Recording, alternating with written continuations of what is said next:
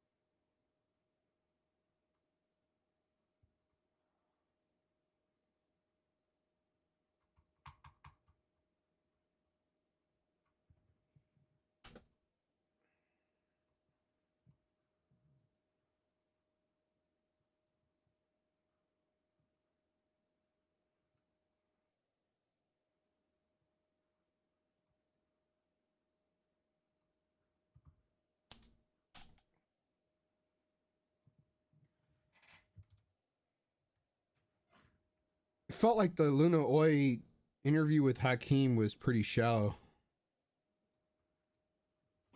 I don't know if you got to listen to any of it. Like, I listened to some of it, yeah. They were talking about this guy named Vash. I don't know much about him, but I'm hearing his name lately. I have too. Like, I got called Vash, like on by the tankies. You know who the fuck the guy is? I think he's like a liberal, but I mean, he's kind of like not even on my radar, you know? Yeah. But I know that's like a thing in the left is like, you know, it's like low hanging fruit. Like we'll go after low hanging fruit, and I think he's an example of like low hanging fruit, you know? Yeah. Yeah.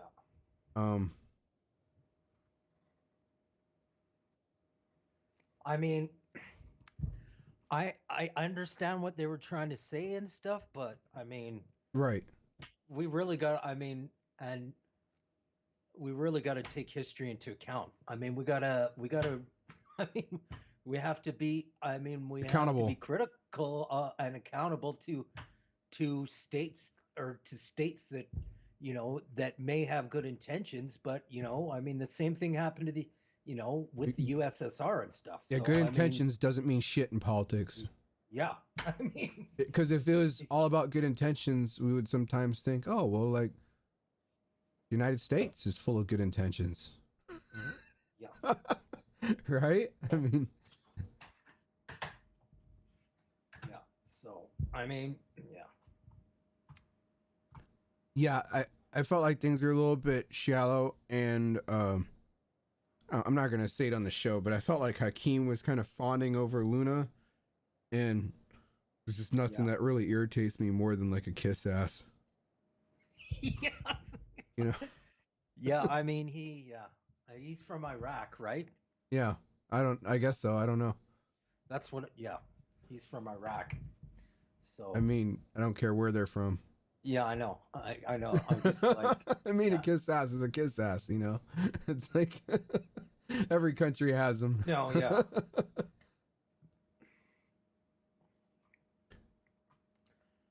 But yeah, I'm just yeah. Well, just saying that he's from Iraq, I mean, he should be more aware of, like, you know, what can happen without having the proper, you know, proper mass movement in place or supporting the right thing too. I mean, I don't know. I got a little bit to. I mean, I got a little bit to say on this, on the last article in Theory and State of Movement, but I'll save that. I'll save that when we talk about it. There's a lot of backslapping and that I don't appreciate.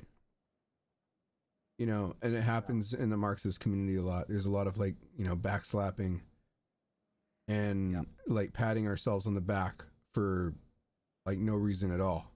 And you know, and it's like we're, you know, I mean, I see, I mean, you know, I see like revolutionary politics is like, look, it's the politics of war, you know, and we're on the losing end, and there's no reason for backslapping right now. Like, you know, like that's basically like, oh yeah, we're losing. You know, we sure showed them. Yeah. And yeah, there's there's just no reason for that in my opinion, but and that's kind of like how that's like the vibe I got from the chat, you know, that there was a bunch of backslapping and like, you know, like I think someone wrote Stalin is based, you know, which is an approving comment of Stalin. And it's like we're never gonna build any kind of movement with that. No. And I hate to sound like Ben, but I'm sure Ben would be a lot harsher than I am. Yeah. I mean, if No, I'm saying really? something harsh, I know Ben would probably go ballistic, but Yeah. Yeah. because I tend to like downplay things, but you know, but yeah, like, yeah, I mean, I'm concerned. I mean, on the one hand, there's like leftists who are, besides Hakim, I guess, were like Middle Eastern, from Syria, from Hong Kong, from China, who are aware that there's like a lot of like backslapping, tanky bullshit going around, you know, and it's fucking things up, and they're realizing it's a bigger problem. And that's very, you know, I find that very good, like that there's that awareness that's growing, like, and then on the other hand, I think the fucking problem is growing. It is definitely growing a little bit, because I mean, when some of the guys on my page when I was started were like, you know, all they do is like, you know, make comments like off to the gulags for you and shit, Right. stupid shit like that. Like, fuck, nobody's gonna take you seriously saying shit like that. Yeah. Like, fuck. And I've seen it kind of, some of them back down a little bit on it, but still, I mean, there's way too much fucking fawning over.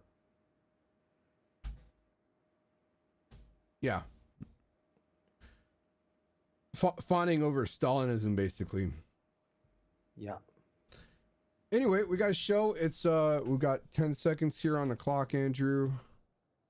I'm going to do I go to manage? No, I don't go to manage. I go, fuck, did I fuck this up? We're should be live. There we go. Okay. Boom. Let's see.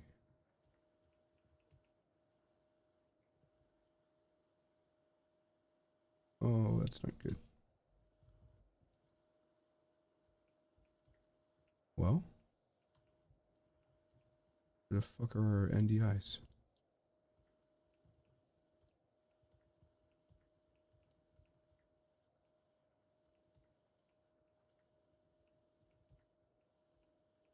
Oh.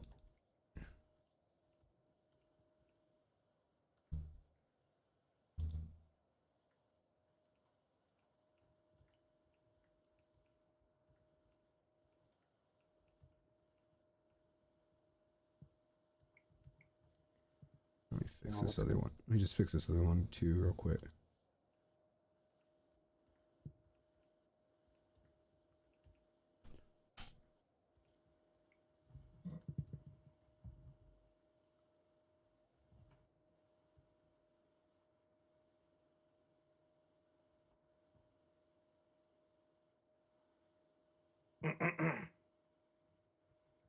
All right, here we go.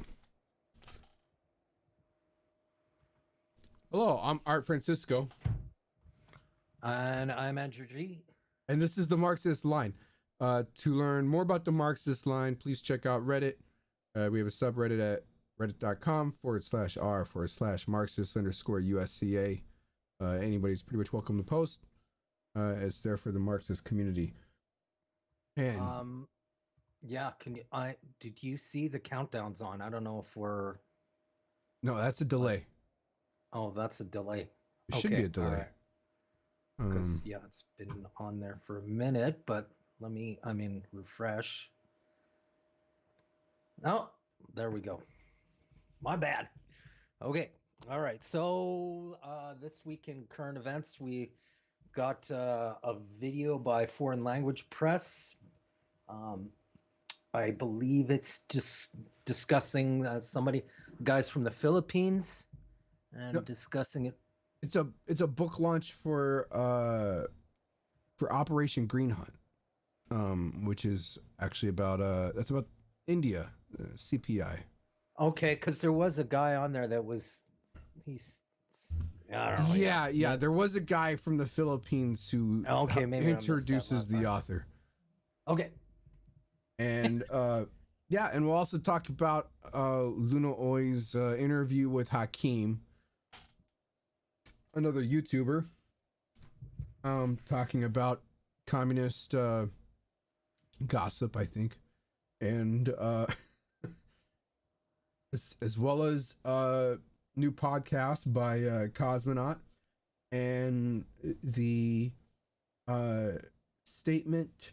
It's a joint statement called "Erasing People Through Disinformation: Syria and the Anti-Imperialism of Fools." We'll also mention an event by Bolshevik Tendency, not quite on the calendar, but I'll post up the information before the end of the show. Critical analysis of the response to the GND by eco-socialists such as John Bellamy Foster.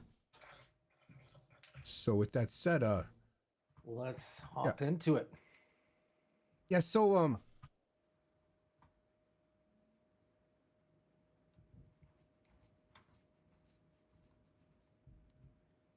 there's a book launch by Foreign Language Press here, and another book launch, and they're doing it seems like regular book launches now, which I think is good. This one is on Operation Green Hunt by Adolfo Naya Fernandez, and I think he I want to say he put it together in Europe. He's Galatian, and it's on the Communist Party of India, the Naxalites, basically. So this is the Maoist section that's in the jungle, and Operation Green Hunt is a military/police operation trying to exterminate them. Yeah, to basically kill them off and to control the region.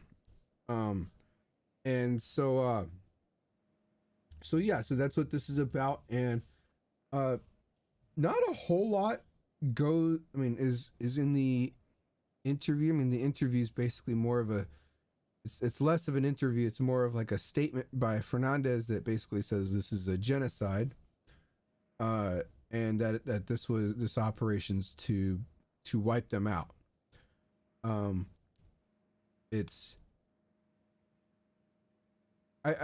think there's a lot of truth to that, but I think there's more to Operation Green Hunt than that. And without reading his book, I can't really say whether his answer about what his analysis of Operation Green Hunt is going to satisfy my expectations or not. But it's interesting, and it's out there, and it's been translated to English. I think that's good. The Filipino you mentioned earlier, I think he is a member of the Philippine Communist Party, the Communist Party of the Philippines, and Yeah, he was saying that there's a lot of parallels between these two and what's going on in both countries. right, because he's talking about the I think it's the NEP. No, not the NEP. It's the I forgot the acronym.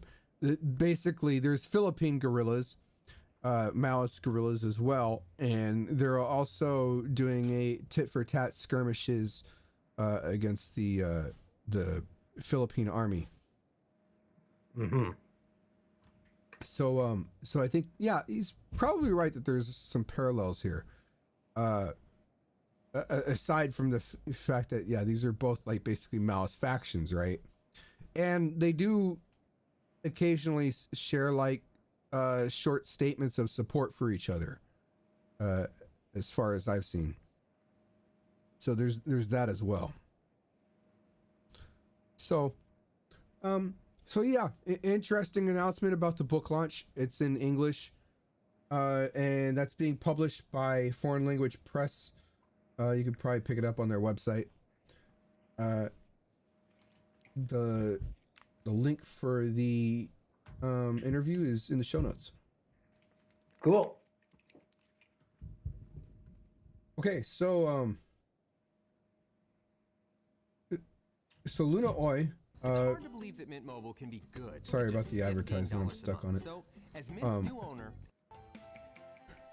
so Luna Oi recently interviewed another YouTuber named Hakim, who does, you know, like I say, like YouTube videos, with his own commentary behind it, and they talk about a few things. Someone within the chat was kind enough to put in the minutes, which I wish was what do you call it, stickied, Yeah. so that way you could find it a little easier. Yeah, someone put the timestamps of what exactly they talk about, and so they talk about, like, well, how Hakim became a communist, talk about the Red Scare in Iraq, how did Luna become a communist, Marxist education in capitalist core countries versus Marxist education in the third world countries. They talk a lot about this guy named Vosh, who, if anybody's watching the show, maybe leave a comment down in, you know, down below, and just like with maybe a 3-sentence summary of who Vosh is and why he's important, and why people are talking about him, and just to kind of help me and Andrew out, because, you know, we are trying to keep up with everything. I think I might have seen like one or like a little bit of Vosh's stuff, but I haven't really been able to see enough to put out my own analysis or commentary. I was talking to Andrew before the show, and I basically said he's kind of under my radar, and I mean, from what I've seen, it's not something I find incredibly important to deal with right now. I could be wrong, but leave a comment, and if you think that it's important to deal with, and with maybe a summary of who he is, why what he's saying is important, or what he's saying, why what he's saying is important, and like maybe how many followers he has, and I do have a question about, I don't know whether I saw the comment. I don't know whether it was directed. I believe it was directed towards Luna. I don't know if you saw it. Yeah. It says, why have you, is it true? I don't know if it's true. Why have you banned all Vietnamese users from your Twitter account? Oh, really? Did you see that? No, I didn't see it. Because it doesn't totally fit with your version of communist Vietnam or something like that. And I didn't see any other replies to it. So I don't know if she's I just thought that was kind of interesting and maybe so worthy of a follow-up if I can find it or whatever. Yeah, So, I have no idea if she's. I don't think you can censor people off Twitter though. yeah. Yeah, Like, because yeah, that's one thing about Twitter is everybody does it on their own page, right? So, and then they Yeah. just kind of put an @ symbol and then they hashtag you or whatever. yeah, so maybe yeah. Anyways, just thought I'd bring that up. Anyways, Anyway, they talked on and on about Vosh, and they didn't really, in this interview at least, they didn't really give a very good summary of who he was or what his opinions are, and why they're wrong. It was just kind of like a weird psychoanalysis of him and why he's doing the way he's doing it, and so to me it's just like a shallow analysis, like when I hear that kind of psychobabble, like oh well, Vosh, he wants to prove himself, that he wants to fluff up his ego, and that's why he's talking about these things. And like that kind of talk is just like, I kind of tend to tune it out. And I heard some of that talk in the interview, and so I wasn't really too interested in it. Like it sounded like it wasn't very important to me. yeah. I mean, I've heard. Yeah, I'm just looking at Vosh now, so who he is. I mean, I was like, I've heard his name creeping up, but yeah, I don't know what the hell. Yeah, 27 years old from America. He may have said some anti-communist comments or whatever. I mean, he looked like a Twitch streamer or something. And he's supposedly like he identifies as a libertarian market socialist. I don't know what a libertarian market socialist is, but it sounds like a capitalist, or I mean, not a capitalist, but it sounds like someone that basically supports capitalism. But he's against private property, so I don't know. Anyways, he's against private property. Well, that's a good start. That's what it says here. So yeah, I don't know. Maybe we should do some research and look into Well, I think it's first worth researching is whether it's even worth doing research on. Yeah, okay. I know. I mean, I've just heard his name come up lately, so I'm just like, maybe look into like something he's saying. But yeah, like I said, I've never heard of him. I know that I've heard his name kind of making the rounds within like the Marxist community, specific and with like the tankies, and it's okay, it happens. But you know what? They talk about all kinds of like just completely irrelevant shit. Yeah. So it's like, you have to dissect this, and it's like, well, is it really like relevant? Is it important? Sure thing. Or is it just like, I was talking to Andrew earlier, it's like, I see Vosh as like low-hanging fruit. And me personally, like, I mean, I'm getting old, and so Andrew's older. I'm like 37, and it's like low-hanging fruit is just like, well, I don't want to pick rotten apples all day. Yeah. I mean, I don't want to pick it off the ground. There's I'm not after the minnows in the ocean anymore. I'm after the big fish. And so take two. So yeah, that's kind of my attitude lately, and I see Vosh as kind of a minnow. Like, he's a gnat, and it's nothing I'm really, that really makes me feel like I need to respond to.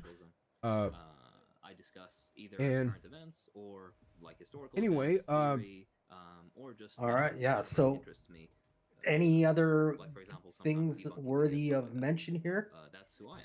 Yeah, I mean, I kind of felt like the interview was. I mean, I've heard a lot about Hakim, and I haven't really seen his videos. Another thing, watch older videos. Watch your. If you're watching this late, like if you're not, or if you're watching it now, leave a comment. What's Hakim's best video? What's worth watching, so we can take a look at it. Two things. What is his best video? Like, just give us the title. We'll take a look at it. Because we haven't really seen any of his videos. We haven't really analyzed them. But yeah, I mean, I wasn't, as far as the interview, I felt like it kind of let me down. I thought it was gonna, I had higher expectations of this interview. It just sounded like two people just kind of kicking the shit together, and and I know some people like this sort of thing, even in the Marxist community. I mean, it shows in the comments. There's people like, oh, isn't it, Hakim's laughed, isn't it cute? I have a crush on him, that kind of thing. And and like, yeah, maybe his laugh is cute, but I mean, I kind of was looking forward to some more serious, high-level discussion. Is fucked on the show. Hold on, somebody just told me our sound is fucked. Our sound is fucked. Yeah. Let me check here. Perfect. Say hi back. Are you too shy for the camera? Come, give me a wave.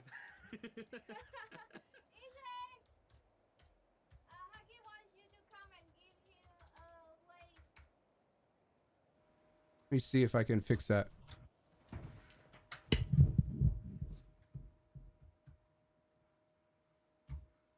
Thanks, Andrew, because it didn't even come up for me. Let's see here. Did you write that we're trying to work on the sound? Yeah, hold on here.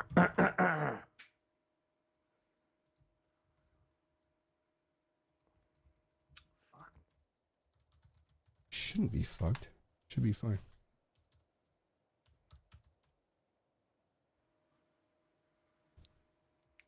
Let's see here. You can hear another video playing. Oh yeah, sorry. That was the Luna Oi. I just paused it. It was crossing over. Okay. Yeah, okay. All right. Hey, let me switch this over here real quick. I just realized the display capture is fucked up.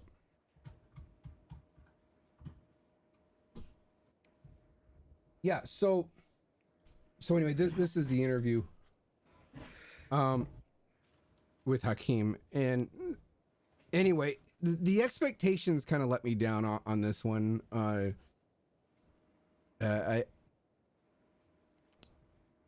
was kind of expecting a little bit more, but yeah, okay. So another interview, and we're just kind of talking about interviews today, because I mean, I haven't seen any really big articles. Nobody's really submitted any big articles to USCA this last week. The Cosmonaut hasn't even done a big article that I noticed. They've been doing a couple podcasts. This one here that they did is on the early communist women's movement, which is actually I thought it was a pretty interesting podcast, actually. I didn't get all the way through it, but because it's sort of a history thing. But I've listened to a bunch of it, but yeah. They talk about some like early women some women in the early communist movement with well, I say early, but I guess it's not that early. Around like the early 20th century, so it's still a long time ago, about 100 years ago, with like the German Social Democratic Party, and it's I thought it was pretty interesting. I know that Cosmonaut has been kind of leaning more towards being like a history show for communists. Yeah. I mean, like, I've do you like? Do you like these podcasts? Do you think this one, this is better? This one was better. Yeah, this one was better. than some of the other ones I've They're heard. so their articles. They should have. You think they should have more podcasts than I don't know the because those articles. I can't really tell which one's easier to get through right now. You know, I mean, like at least an article I can kind of skim. The podcasts in general, like even our show, it's difficult to skim. You know, and like and that's why like not even a year ago I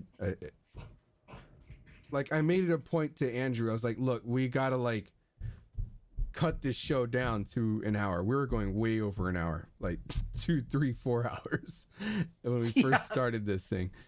And so and then people are just laying out. And people got lives and they got stuff to do, and we just want to hit on things quickly and hit on the key discussion topics quickly, and then let everything else kind of fall into Reddit for like longer discussions. But no, I mean, I thought the podcast was good. It was pretty interesting. It was a little bit long, but not too long. I mean, it was actually I think it was only an hour and like 5 minutes long. That's not too bad. That really isn't. I can get through that. If it's like 2 hours, then I'm gonna probably take a rain check. I'm probably gonna skip half of it, trying to find like the meat and potatoes of the podcast. But maybe that's just me.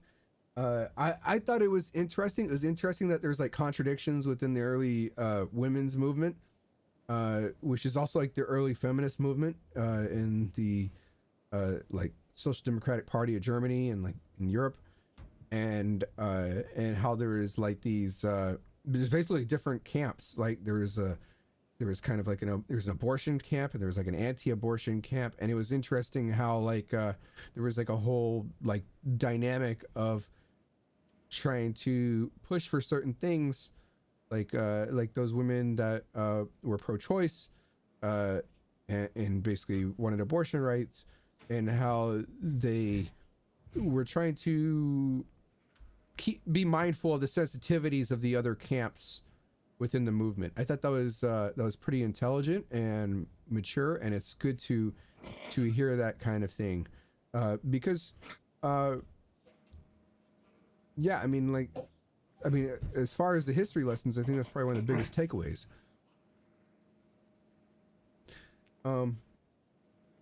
So yeah, like I don't know if anybody else caught Cosmonaut or what people have been saying lately. But with their new look. You're always welcome to comment or put it in the chat. And Cosmonaut has a new look. Let me see if I can pull up their website here. Yeah, I mean, I don't know. I liked the old one too. I kind of did. Yeah, I like the old one too. It kind of looked. I don't know. It just kind of looked cool, but I don't know. This has grown on me a little bit, but I don't know. Like the old, like kind of like I don't know how to describe it. This one's pretty bright. Like I think the old one was darker and it was easier on the eyes. And I know I'm probably being a little nitpicky there, but I'm a big fan of like dark themes that instead of like black text on a white background. Yeah. Because it's kind of like reading off of a flashlight. Yeah. You know, it's like staring at a flashlight, and so I've kind of in more recent years like favored like dark themes, and dark themes are also easier for me to stream, because this adds an extra light, like on my my photogenic face here. Yes, it is. It is quite photogenic.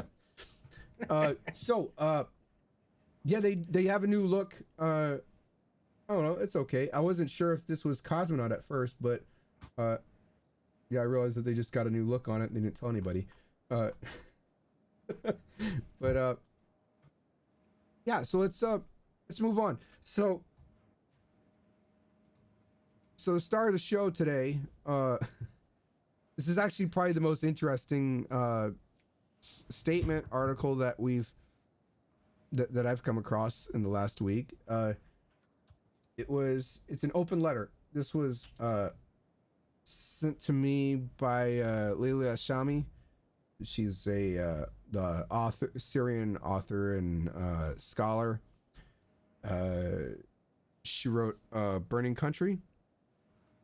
And so it's a joint statement. It says erasing people through disinformation, Syria and the anti-imperialism of fools. And it's basically marking the 10 years since the uprising began. And it has 300 signatures from 34 different countries, decrying, and here's where it gets interesting. It's not just like condemning Assad, but it says it's basically decrying the dehumanizing propaganda and disinformation campaign where Syrians were smeared in the name of left-wing and anti-imperialist politics, which is exactly as I predicted like 10 years ago. Like I said, history is going to remember where we were in the Syrian conflict, where we as in the left, where we were, and what we did. And yeah, like they won't know our names and stuff. I mean, of course, probably, but I mean, it's going to get mentioned. Like Syrians are going to remember. Like, yeah. They're never going to forget this ever. And it's something we're just going to have to live with. And so this statement basically, it mentions that the left basically smeared Syrians, people that identified as progressive or the left, and basically promoted Russian propaganda and Chinese propaganda, and promoted Assad, and basically portrayed all the themselves as opponents of imperialism, while and being very selective of human rights violations. Like all of this is true. Like yeah, I mean, reading it, and I mean, I didn't write it. I mean, I've mentioned it. I know of, but all of it's definitely true. And I think, and I mean, I'm kind of, I'm saddened by it. I mean, I'm not necessarily ashamed by it, because I felt like I brought all this stuff up for the last 10 years, but I mean, I'm saddened by it, that basically Syrians got thrown under the bus, and it's not just the Syrians. I mean, the Hong Kongers are going to feel this way. The Chinese are going to feel this way. I mean, it dominoes, and this is, anyway, I felt like this is very interesting, and I felt like this is necessary to share with the rest of the Marxist community, because I remember going to different Marxist pages and socialist pages, and it was just like, if you opposed Assad or criticized him or criticized comrades who were supportive of him, or tried to basically say, hey, there's another, the picture is bigger, like you would basically get smeared off as a supporter of U.S. imperialism, and so you would be basically blacklisted or kicked off. I think I don't know how many pages and groups I've been kicked off of, but it's been a few. It's been a few. Like I'm running out of. But good thing we have our own show. Right. Yeah. So, but yeah, no, I thought this was an incredibly relevant and mature statement. This wasn't put together by a Marxist group, but I'm sure that most of these, many of these people Syrians and some of these scholars, some of them are Marxists, and I'm sure of it. Like I'm sure some are more anarchists, but this has 300 people signing it, and Yeah, we got even some. We got we even got Noam Chomsky on here. yeah, and that's kind of surprising because Chomsky was definitely criticized during the whole thing, but with Syria, like, so it's good that he signed this. Yep. I don't know who twisted his arm to get him to sign this, but it's good that they did it. Well, it's good that it's good that maybe some people, because it was complicated too at the start too, and I didn't it took me a little while to untangle things and stuff. So we can all be wrong. Yeah, no, absolutely, Andrew. I agree that we can all be wrong on we're gonna be wrong on a lot of issues. Like there's Yeah. there's no like, I mean, politics itself is complicated stuff, and Yeah. we're going to be wrong on things, and the what's important is that we can, like, we have enough maturity and open-mindedness, and we're we can analyze ourselves, and it's like, hey, like, I made mistakes, this was a mistake, Yeah. now I can do some, make some work to correct it so it can't be repeated, and learn from it. Yeah. Right? And better understand it and help others to learn from it. And like, yeah, that's important. I think there's still people that haven't learned from it and refuse to learn from it. Yeah, absolutely. And refuse to even like, even flirt with the idea that, yeah, maybe they made a mistake. And that's a big problem. Like, that's that kind of arrogance is going to lead to more problems down the road. And so, but anyway, I thought this was great. I know that a lot of comrades have supported this statement. They've shared it. I've seen, I think maybe John Ryman's shared this. I think Frank Arango with Communist Voice shared this. I think I shared this. If I haven't, I need to. I think I shared it. I don't think I'm sharing it now. I think you did, but I'm gonna share it too. But yeah, no, I think it's good, and yeah, and especially with Myanmar coming up and new debates and struggles, I think this is it's important to kind of do a recap of where we've just come from for the last 10, 20 years, and what kind of mistakes we've made and where we go forward. Oh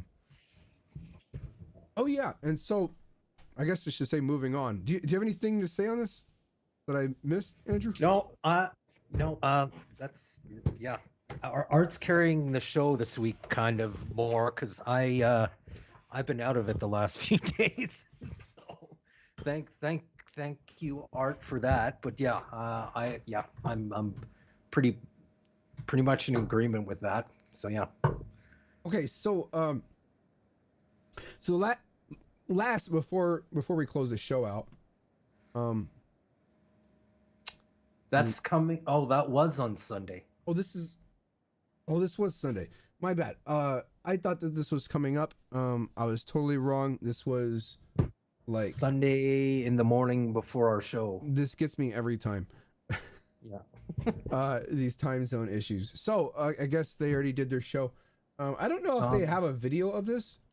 But if they do, we can maybe, we'll have a look and... Is it on their website? I'm looking. See here, no. Oh, is it on their website? Yeah. I don't think so. They only have a link to this article, Eco-Socialism and Green New Deal, Pipe Dreams for Humanity to Live, Capitalism Must Die. Now, I've never read the article. I can't say what it's about. I can't. Well, maybe we can do that next week. Yeah, we could probably take a look at it next week. Since they're referencing it for this this program. Yeah, like the Sunday shows are are difficult for us to cover other Sunday shows, or Yeah. scheduling conflict, basically. Yeah.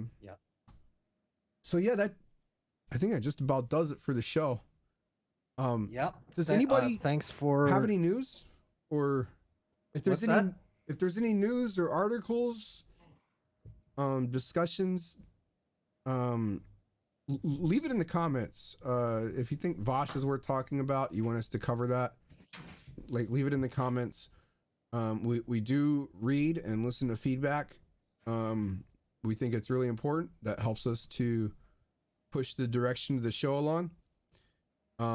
But we need help from comrades, basically, to make that happen, to basically produce a show that you guys want to see. And Yeah. Thanks for joining us, and we'll be back at our regular time on Sunday at noon. yeah, Sunday at noon, Pacific. Thanks, everybody. See ya Sunday.